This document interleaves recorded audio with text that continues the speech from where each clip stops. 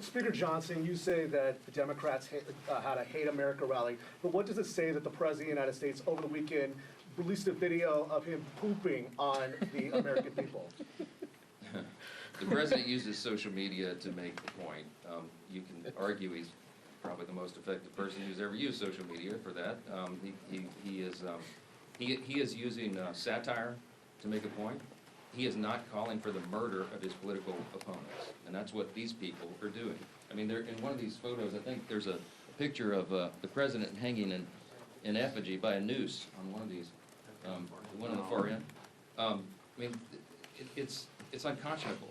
Look, America is built on the idea of free speech. You have the right to protest. Of course, we jealously guard that. I mean, Chip and I are attorneys. We've defended that right in the courts. But what they're doing right now is different. They are trying to incite violence. It's not funny. You don't mock a president who has already had 2 failed assassination attempts on his life. This is not a game. And the idea that communists would be supporting this is unconscionable to us.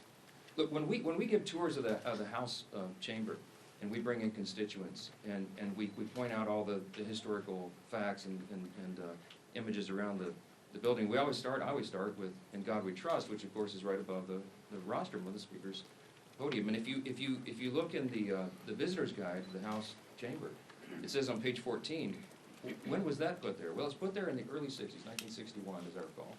And it says in the guide that it was put there, Congress voted to put that there as a rebuke to the Cold War era Soviets. Why? Because their philosophy, that's what it says, a rebuke to their philosophy. Their philosophy was Marxism.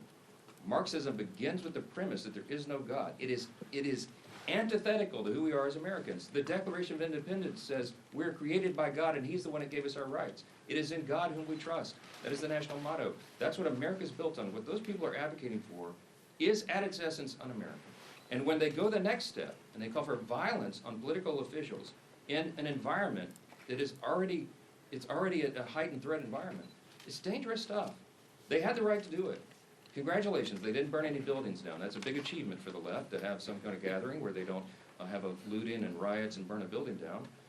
There was, I think, some in Portland, they threw bottles and bricks and stuff at the ICE facility because that's what they do for fun now out there. But, you know, they had a free speech event. Congratulations. But you need to look past that and look at what it is they're advocating for openly, and it's really scary stuff.